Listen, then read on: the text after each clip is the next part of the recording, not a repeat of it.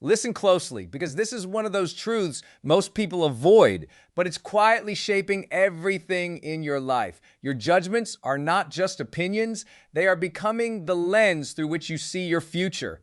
And if that lens is distorted, everything you build will feel blocked before it even begins. You don't realize how often you label people, situations, and even yourself in a way that drains your energy. You say, "This is bad." That will never work. They never change. And slowly, those judgments start closing doors that were never actually locked. What you call discernment is sometimes just fear wearing a smart disguise. And here's the hard truth most people don't want to hear. What you repeatedly judge, you eventually become emotionally tied to. You carry it, you rehearse it, and without noticing, you start living inside the very limitations you claim to resist. That is why high performers don't just manage actions, they manage perception. So today I want you to challenge something deeper than your habits. Challenge the way you interpret life. Because the moment you stop judging everything so quickly, you create space for clarity, growth, and real power. Not everything needs a verdict. Some things just need understanding, patience, and discipline. If this message is speaking to you, like the video and subscribe to the channel for daily motivation. And I want you to write this in the comments. I release judgment and choose clarity. Also, drop one thing you're believing God for today, because your expectation is where transformation begins. You don't realize it in the moment, but the way you judge things is quietly building the emotional architecture of your entire life. Every interpretation you make about people, situations, opportunities, and even your own past becomes a kind of internal instruction.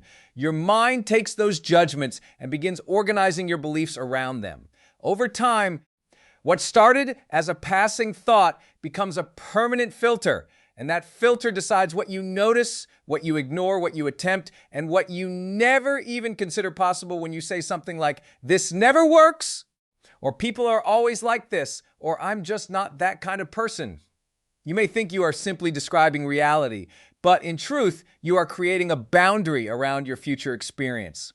The mind does not just observe your judgments, it obeys them. It starts scanning life to confirm what you believe, not to challenge it. That is why two people can live through the same environment and walk away with completely different levels of hope, confidence, and momentum. Judgment feels powerful in the moment because it gives you a sense of certainty. It makes you feel like you understand what is happening and that you are protected from surprise. But certainty is not the same as truth, and often it comes at the cost of growth. When you rush to judge, you close the door on curiosity, and curiosity is where all learning begins. Without curiosity, you stop asking better questions, and without better questions, your life becomes a repetition of the same emotional patterns, just dressed in different circumstances. Think about how often judgment appears in your internal dialogue without you even noticing it. A conversation doesn't go the way you expected, and immediately you label the other person as difficult. A plan doesn't work out, and you label yourself as unlucky or incapable. A delay happens, and you label the entire situation as failure. Each of these moments seems small, but together they form a consistent emotional tone, and that tone becomes your identity over time. The challenge is that judgment feels like control, but it is actually contraction. It narrows your thinking. It reduces your options. It limits your emotional flexibility. When you judge quickly, you stop seeing complexity. You stop seeing timing, context, growth, and possibility. You reduce a living situation into a fixed label, and then you begin reacting to the label instead of responding to reality. High performance, real emotional strength, and genuine peace do not come from faster judgment. They come from delayed judgment. From the ability to pause long enough to ask, what else could be true here? Or what am I missing? Or what would I understand if I stayed open just a little longer? That pause is where power begins to return to you. Because in that pause, you are no longer reacting from old programming. You are responding from awareness. Most people don't realize how much energy is lost through judgment. Every time you mentally argue with reality, you drain focus. Every time you label something negatively, you create resistance inside yourself. That resistance doesn't change the situation. It only changes your emotional state. And when your emotional state is constantly reacting, You lose access to clarity. You start making decisions from frustration instead of insight, from assumption instead of understanding. There is also something deeper happening beneath judgment. Often, what we judge externally reflects something unprocessed internally. When you judge others harshly, it can sometimes reveal where you are still judging yourself. When you judge situations as unfair, it can reflect where you feel powerless inside. When you judge your progress as not enough, it can reveal an expectation that is not aligned with your current stage of growth. This is not about blame, but about awareness. Because what you become aware of, you can begin to transform. If you begin to watch your thoughts carefully, you will notice that judgment is usually fast, automatic, and emotionally charged. It doesn't arrive with patience. It arrives with certainty, but truth often feels slower. Truth requires observation. It requires context. It requires you to sit with discomfort long enough to see the full picture instead of a fragment of it. And in that space of observation, something powerful happens. Your identity stops being built on reaction and starts being built on understanding. Imagine what would happen if you reduced even a fraction of your daily judgments. If instead of labeling situations immediately, you simply observed them. If instead of defining people quickly, you allowed them space to reveal themselves over time. If instead of defining yourself by a moment of difficulty, you allowed yourself to evolve through it, your entire emotional system would begin to soften, not weaken, but soften into something more intelligent, more adaptable, more grounded, because at the highest level, clarity does not come from having more opinions about life. It comes from having fewer reactive conclusions. It comes from the ability to stay present long enough to see what is actually happening, not just what your mind is conditioned to believe is happening.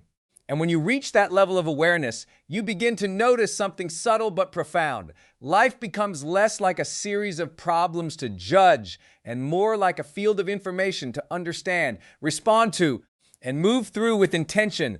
When you label something in your life too quickly, you are not just describing it, you are deciding its role in your future. A single label has the power to shrink possibility. The moment you say, this is impossible, or this person is toxic, or I am not good at this, you are not just observing reality, you are finalizing it in your mind before it has had a chance to evolve. And the mind, once it accepts a label, begins to filter every experience through it, reinforcing it again and again until it feels like truth. What makes labeling so dangerous is that it feels efficient. It feels like clarity. The brain loves shortcuts, and labels are emotional shortcuts. They help you feel like you understand something without doing the deeper work of observation. But efficiency is not always wisdom. In fact, in emotional life, efficiency often becomes limitation. When you label a situation too quickly, you stop engaging with it. You stop asking what it could become, what it might teach you, or how it might change over time. The truth is, nothing in life stays fixed long enough to deserve a permanent label. People change, circumstances shift, opportunities evolve. Even your own identity is not static. But when you label something, you freeze it in time in your mind. You take a living, moving experience and turn it into a fixed idea. And then you begin interacting with the idea instead of the reality. That gap between reality and perception is where most frustration is born. Think about how often you have labeled yourself based on a moment in your past. One failure becomes, I am not capable. One rejection becomes, I am not worthy. One mistake becomes, I always mess things up. These are not facts. They are conclusions drawn from limited evidence. But once they are repeated enough, they begin to feel like identity. And identity is powerful because it quietly directs behavior without asking for permission. You begin to act in alignment with the label you gave yourself, even if that label was never accurate to begin with. The same thing happens with people. A single interaction can become a permanent definition in your mind. Someone disappoints you once and they become untrustworthy. Someone misunderstands you once and they become selfish. But in reality, you are not seeing the whole person, only a moment of them. And when you reduce people to moments, you remove your ability to understand them in depth. You lose relational intelligence, which is one of the most important forms of emotional maturity. Labeling also creates emotional rigidity. Once you define something as good or bad, right or wrong, success, or failure, you lose flexibility. And without flexibility, you cannot adapt. Life constantly requires adaptation, but labels resist change. They lock your perception into a narrow frame. That is why people who label everything quickly often feel stuck, even when opportunities are around them. They cannot see new pathways because their definitions are too tight to allow new interpretations. There is a deeper cost as well. Labeling disconnects you from curiosity. Curiosity is what keeps your mind alive, open, and growing. It allows you to stay in a learning state rather than a judgment state.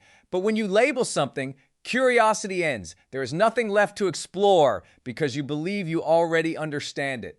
And the moment curiosity dies, growth slows down, not because life stops offering lessons, but because you stop receiving them. High performance is not built on faster conclusions.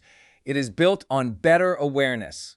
And awareness requires you to hold experiences without rushing to define them. It requires you to stay in the space of, I don't fully know yet, long enough for truth to reveal itself. That space can feel uncomfortable because the mind prefers certainty, but certainty without depth becomes limitation disguised as confidence. When you learn to delay labeling, something subtle begins to shift in your inner world. You start seeing more layers in situations. You notice that what looked like failure might actually be redirection. What looked like rejection might actually be protection or timing. What looked like weakness might actually be an undeveloped strength waiting for the right environment to grow. This shift does not change external reality immediately, but it transforms your internal relationship with reality. And that is where real change begins. You also begin to notice how much emotional weight comes from labels. Every label carries expectation. If you label something as bad, you create resistance. If you label something as good, you create attachment. Both resistance and attachment create emotional instability because they tie your peace to how reality behaves according to your definition. But when you remove labels, you begin to experience life more directly. You respond instead of react. You observe instead of assume. You participate instead of judge. There is a quiet strength in refusing to label too quickly. It is not passivity. It is precision. It is the discipline of staying open long enough to see clearly. It is the willingness to let life reveal its meaning instead of forcing meaning onto it prematurely. And in that openness, you become less reactive and more intentional. You stop being controlled by instant conclusions and start being guided by deeper understanding. Most people underestimate how often their labels are not reflections of truth, but reflections of past pain.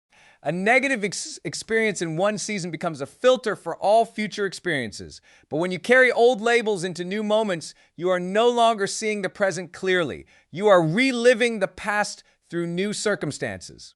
And that is why growth feels blocked, not because life is the same, but because perception has not been updated. If you begin to watch your mind carefully, you will see how quickly it tries to define things. It wants closure.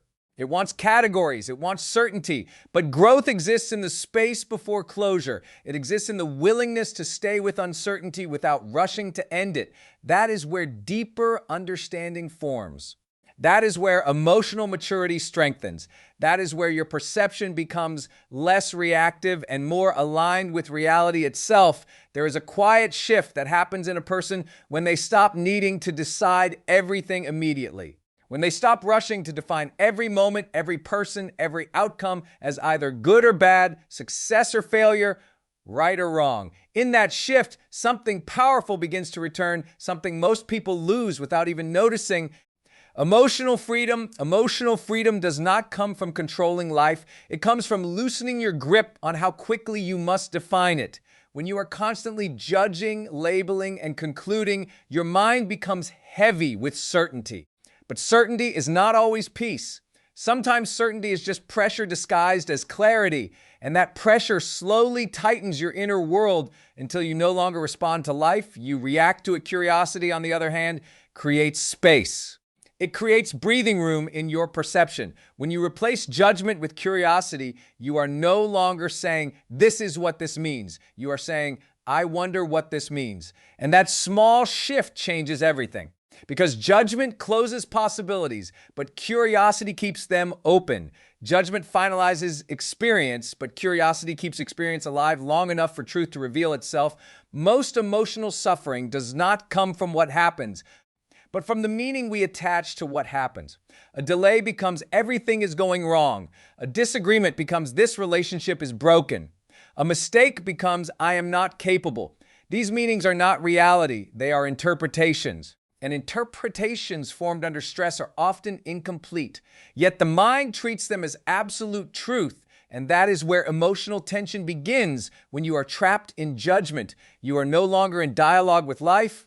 You are in opposition to it. You are constantly trying to decide what something should mean instead of allowing it to show you what it actually is. That resistance creates inner friction, and that friction drains your energy. Not because life is difficult, but because your mind is constantly fighting its own interpretations. Curiosity removes that friction. It does not mean you become passive or indifferent. It means you become observant before reactive. You begin to ask questions instead of issuing conclusions. You begin to notice instead of immediately defining. And in that noticing, your emotional system starts to stabilize. You are no longer swinging between extremes of certainty. You are grounded in awareness. Think about how different your life feels when you approach a difficult moment with curiosity instead of judgment. Instead of this shouldn't be happening, you ask, what is this showing me? Instead of this person is against me, you ask, what is happening beneath this behavior? Instead of I failed again, you ask, what part of this process did I not yet understand? These questions do not change the situation instantly, but they completely change your internal experience of it. Emotional freedom is not the absence of difficulty. It is the absence of immediate conclusion. When you stop concluding too fast, you stop trapping yourself inside emotional stories that may not even be accurate. And when you are not trapped in stories, you regain the ability to respond intelligently instead of emotionally. One of the most overlooked benefits of curiosity is that it keeps you in learning mode. Judgment puts you in defense mode. When you are in defense mode, your focus narrows. You look for confirmation of what you already believe. You stop seeing new information. But when you are in learning mode, your awareness expands. You become receptive to patterns, timing, context, and nuance. And that expanded awareness is where better decisions come from. Curiosity also softens your relationship with yourself. Many people live under constant self-judgment. They review their actions with harsh conclusions, often without realizing it. I should have known better. I always do this wrong. I am behind. These inner statements do not create improvement. They create pressure. And pressure does not produce clarity. It produces avoidance. But when you replace self-judgment with self-curiosity, something shifts. You begin to ask, what was I missing in that moment? Or what was I feeling that influenced that choice? And suddenly, growth becomes possible without shame attached to it. There is also something deeply stabilizing about not needing immediate answers. Life is not designed to reveal everything at once. Many situations only make sense with time and distance. But judgment demands immediate meaning, and when meaning is forced too early, it is often wrong or incomplete. Curiosity allows meaning to unfold naturally. It respects timing. It respects complexity. It respects the fact that not everything is meant to be understood instantly. When you practice curiosity consistently, your emotional reactions begin to slow down. Not because you are suppressing them, but because you are no longer feeding them with instant conclusions. A reaction usually gains strength when it is paired with a strong judgment. But when judgment is delayed, the reaction weakens and space appears between stimulus and response. That space is where your true power lives. In that space, you are no longer controlled by the first thought that arises. You are no longer defined by the first interpretation your mind creates. Instead, you become someone who can observe, reflect, and choose. And choice is the foundation of emotional freedom. Without choice, you are reacting. With choice, you are directing over time. Curiosity changes your entire relationship with uncertainty. Instead of fearing it, you begin to respect it. You understand that uncertainty is not a problem to solve immediately, but a condition in which understanding develops. And when you stop fighting uncertainty, you stop creating unnecessary emotional struggle. You begin to move through life with more ease, not because life has become easier, but because your mind is no longer resisting it at every turn. This is why curiosity is not just a mindset shift. It is a form of emotional intelligence. It allows you to stay open without becoming overwhelmed. It allows you to engage without becoming rigid. It allows you to experience life fully without being trapped by your interpretations of it. And in that openness, something subtle but profound happens. You begin to feel lighter inside your own thoughts. High performance is often misunderstood as something external, something you can measure by output, schedules, systems, and how much you get done in a day. But the deeper truth is that performance is not first built in your calendar, it is built in your perception. The way you see your life determines the way you perform in it long before your habits ever get involved. Two people can have the same skills, the same opportunities, even the same environment, and still produce completely different results, not because one is more capable, but because one interprets pressure as threat while the other interprets it as meaning. One sees difficulty as confirmation of limitation, while the other sees difficulty as part of development. The difference is not productivity. The difference is perception. When your perception is unclear or reactive, your productivity becomes unstable. You may still work hard, you may still stay busy, but your energy becomes scattered. Because what you believe about what is happening internally decides how you show up externally. If you believe you are behind, you rush. If you believe things are against you, you resist. If you believe you are not enough, you overcompensate. And none of these states produce consistent excellence. They produce emotional volatility disguised as effort mastering. Perception means learning to observe your inner interpretations before they become your identity. It is the ability to notice how quickly your mind assigns meaning to events and then choosing whether that meaning is useful or limiting. Most people never question their interpretations. They assume their first thought about a situation is truth, when in reality it is often just habit shaped by past experience, fear, or repetition. High performers are not defined by the absence of negative thoughts, but by their relationship with those thoughts. They do not immediately accept every interpretation their mind offers. Instead, they create space between what happens and what it means. In that space, they regain control over their response, and that control becomes the foundation of consistent execution under pressure. Perception is powerful because it directly influences emotional state, and emotional state determines the quality of action. If your perception turns a challenge into a threat, your body tightens, your focus narrows, and your decisions become defensive. But if your perception turns the same challenge into feedback, your mind opens, your attention expands, and your decisions become adaptive. The external situation does not change, but your internal system reorganizes itself completely. This is why productivity systems alone never guarantee high performance. You can have perfect routines, optimized schedules, and disciplined habits, but if your perception is constantly distorted by fear, comparison, or judgment, your execution will always be inconsistent.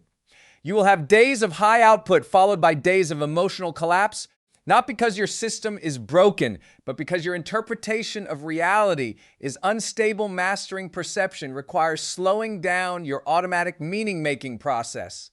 The mind is constantly trying to explain everything immediately. It labels, it categorizes, it predicts outcomes within seconds of an event occurring. But that speed often sacrifices accuracy. And when perception is inaccurate, even small situations can feel overwhelming.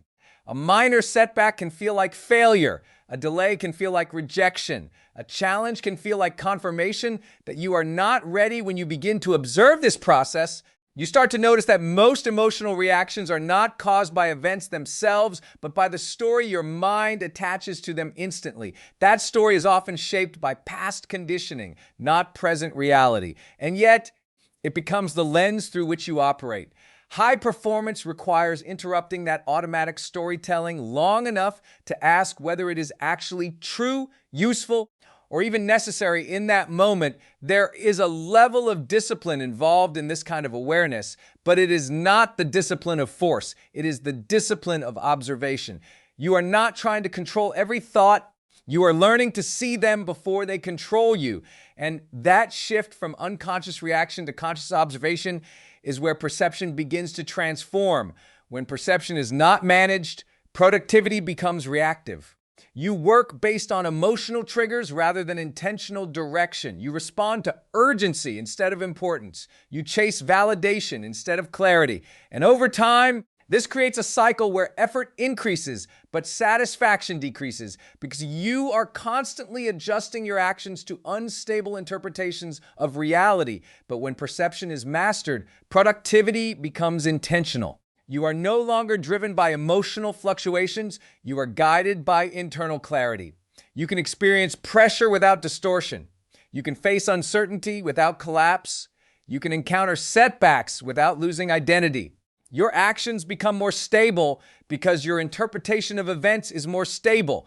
One of the most important aspects of perception mastery is understanding that not everything requires immediate meaning.